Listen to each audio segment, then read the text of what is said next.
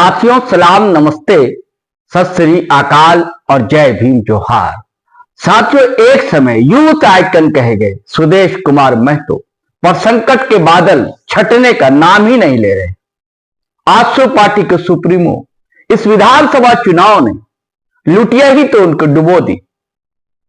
इसके पीछे कारण बताए गए जेल कैंप सुप्रीमो और फिलहाल डुमरी के नवेले विधायक जयराम कुमार महतो यानी कि टाइगर जयराम महतो। वो चुनाव की बात थी। टाइगर जयराम महतो की पार्टी जेल कैंप ने जहां जहां प्रत्याशी उतारे वहां वहां एनडीए के घटक दल आजसू को नुकसान पहुंचा और भाजपा के प्रत्याशी को भी हार का सामना करना पड़ा।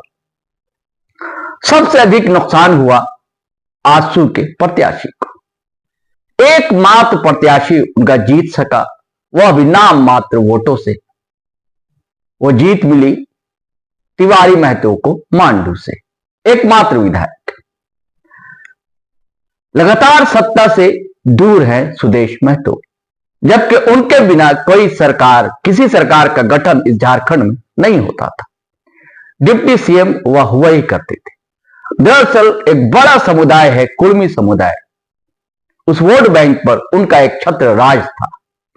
लेकिन टाइगर जयराम की उपस्थिति ने सारे समीकरण बिगाड़ डाले और उस समाज ने टाइगर जयराम को अपना नेता मान लिया, जिसका नतीजा भी सामने। उस हार से मिली हताशा से ऐसा लगता है सुदेश महतो का आत्मविश्वास पूरी तरह डगमगा गया है। और अब तो जैसी जैसी खबरें आ रही दोस्तों, उससे सुदेश महतो टेंशन में। कैसी खबरें हैं, ये वीडियो क्या कहानी आपको बताएगा। दोस्तों, हम सारी कथा बांचेंगे, लेकिन इससे पहले आपसे वही आग्रह है, गुजारिश है कि आपने अगर हमारा चैनल सब्सक्राइब नहीं किया है तो जरूर कर लीजिए और दोस्तों ज्वाइन बटन दबाना भी बिल्कुल ना भूलें। थोड़ी बहुत राशि का भुगतान आपको करना होगा, लेकिन यह बड़ी मदद होगी और आप हमारे सहयात्री, हम सफर बन जाएंगे।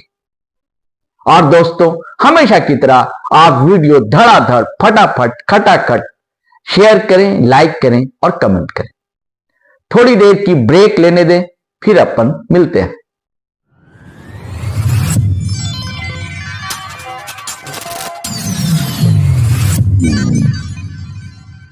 साथियों, आजसू पार्टी के बड़े चर्चित नेता रहे कमल किशोर भगत, आप उनके नाम से परिचित होंगे। आंदोलनकारी, बहुत ही मुखर नेता। उनकी पत्नी नीरू शांति भगत को आजसू ने एनडीए फोल्डर से इस विधानसभा चुनाव में लोहरदगा विधानसभा सीट से उम्मीदवार अपना बनाया था। उन्होंने पार्टी से इस्तीफा दे दिया।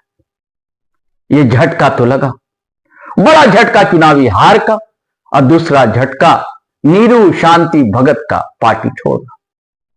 और अब एक और बड़ा झटका मिलने जा रहा है दोस्तों। पॉलिटिकल गलियारे में जैसी खबर है, वो खबर यह है कि एकमात्र सांसद पार्टी के चंद्र प्रकाश चौधरी भारतीय जनता पार्टी की तरफ पेंगे बढ़ाने लगे। आपको याद होगा कि आजसू पार्टी 11वीं सीट भी चाहती थी, 10 की जगह 11 जगह उनके प्रत्याशी खड़े हुए। लेकिन बात यह तय हुई कि आपका प्रत्याशी भारतीय जनता पार्टी के चुनाव चिन्ह कमल पर खड़ा होगा और रोशन चौधरी खड़े हुए, और जो आज बड़का गांव से विधायक कांग्रेस की अंबा प्रसाद को उन्होंने हराया। आजसू के थे, भाजपा में शामिल हो गए। और ये वही रोशन लाल चौधरी हैं जो चंद्र प्रकाश चौधरी के भाई। और चंद्र प्रकाश चौधरी आजसू पार्टी के एकमात्र सांसद हैं गिरिडीह से। तो एक भाई तो भाजपा में चला ही गया। अरे बीच में तो ऐसे भी खबरें थी क्या सुदेश महतो ही तो नहीं अपने पार्टी का विलय कर देंगे, लेकिन मुझे इसकी संभावना दूर दूर तक दिखलाई नहीं देती। खबर दरअसल यह है दोस्तों कि आजसू पार्टी के अंदर दो खेमा हो गया है। एक खेमा चाहता है कि चंद्र प्रकाश चौधरी के सुपुर्द हो जाए अध्यक्षी, यानी कि अध्यक्ष बना दिया जाए चंद्र प्रकाश चौधरी को। लेकिन क्या इसका फायदा पार्टी को मिलेगा? उनके साथ कहा जाता है कि कई नेता है चंद्र प्रकाश चौधरी के साथ। दूसरी खबर यह चल रही है दोस्तों कि क्या आंसू खेमे से अगर सेंट्रल में मंत्रिमंडल का विस्तार होता है तो क्या चंद्र प्रकाश चौधरी को मंत्री पद दिया जाएगा केंद्र में? ये बातें भी चल रही, और भी कई बातें। इन सब बातों को बल इसलिए मिल रहा है कि खबर यह भी है कि दिल्ली गए हुए हैं चंद्र प्रकाश चौधरी और उनके साथ और भी कई नेता गए हैं, जिसमें उनके भाई भी हैं और आजसू के एकमात्र विधायक मांडू से वह भी गए हैं। अगर मंत्री बनाया जाता है चंद्र प्रकाश चौधरी को तो इसका फायदा कुछ तो हो सकता है। कुर्मी समुदाय में पैठ बनाने में पार्टी, अब भारतीय जनता पार्टी भी थोड़ा बहुत कामयाब हो सकती है। हालांकि यह निर्णय एनडीए को पहले ले लेना चाहिए था, विधानसभा चुनाव से पहले ही, लेकिन नहीं लिया। अब हो सकता है नए सिरे से विचार किया गया हो चुनावी परिणाम के बाद। और एक खबर और ये दोस्तों कि अगर उनको अध्यक्ष पद नहीं मिला आजसू पार्टी में तो वो पार्टी का दामन छोड़ देंगे, तो जाएंगे कहां? तो खबर यह है कि वो भारतीय जनता पार्टी का दामन थाम सकते हैं और अकेले नहीं थामेंगे।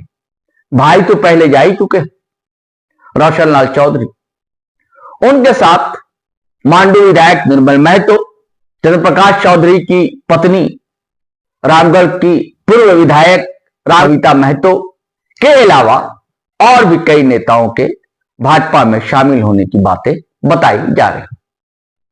अगर ऐसा है दोस्तों तो ये सुदेश महतो और आजसू पार्टी के लिए कतई ठीक नहीं कहा जा सकता। अब यह भी बताया जाता है कि चंद्र प्रकाश चौधरी जो हैं परिवार के हैं, मौसा बताए जाते हैं सुदेश महतो को। तो क्या सुदेश महतो अपने मौसा को मना लेंगे, मौसी को मना लेंगे? अब ये देखिए क्या होता है। रहस्य नाम की कोई चीज तो होती नहीं है, और यह भी कहा जाता है कि राजनीति में अगर ना कहा जाए तो वो हां होता है और हां कहा जाए तो ना होता है। लेकिन सब कुछ आजसू पार्टी में ठीक नहीं चल रहा है, यह तो तय, क्योंकि अंदर खाने में कुछ तो खदबदा रहा है, कुछ तो खटपट है। कहीं एक चिंगारी होती है तभी दोस्तों आग जलती है, और अब तो मौसम ही ऐसा है, आग जलाने का भी, तापने का भी, सेकने का भी। तो लोग मौका चूकते नहीं, सेकने लगते हैं। राजनीतिक रोटियां भी सेकी जाती ऐसे माहौल में। अब पता नहीं क्या होने जा रहा है। खरमास खत्म हो गया है, शुभ दिन आ गए। ऐसे शुभ दिन में बहुत कुछ होता है। जैसे अंतरिक्ष में ग्रह अपनी अपनी जगह लेते हैं, वैसे ही राजनीतिक दलों में भी ऐसा होता है, खास करके बिहार और झारखंड में। तो क्या चंद्र प्रकाश चौधरी को जगह की तलाश है? सेटिंग गेटिंग में लगे हुए हैं। देखिए, अगर अध्यक्ष बन जाते हैं चंद्र प्रकाश चौधरी पार्टी के, तो मुझे लगता है कि बहुत बड़ा फायदा पार्टी को होने नहीं जा रहा, क्योंकि पैन झारखंड उनकी पहचान चंद्र प्रकाश चौधरी की कतई नहीं। जो पहचान, जो आभा मंडल, जो व्यक्तित्व सुदेश कुमार महतो का है, वो चंद्र प्रकाश चौधरी का नहीं। चंद्र प्रकाश चौधरी को लोग कोलांचल के कुछ इलाके में जानते हैं, गिरिडीह में जानते हैं, धनबाद वगैरह कह सकते हैं, बोकारो, रामगढ़, इन सब जिलों में कह सकते हैं। लेकिन पैन झारखंड उनकी पहचान, उनका दबदबा नहीं है जो सुदेश महतो का। हाँ, यह हो सकता है कि कार्यकारी अध्यक्ष बनाया जाए, मौसा को मना लिया जाए, और अध्यक्ष जो है सुप्रीमो सुदेश महतो ही। और अगर नहीं माने तो अब पता नहीं, क्योंकि भारतीय जनता पार्टी थी इस मामले में बहुत ही स्मार्ट और तेज मानी जाती, और छोटे दलों को निगल जाना उस पर आरोप लगता है हमेशा।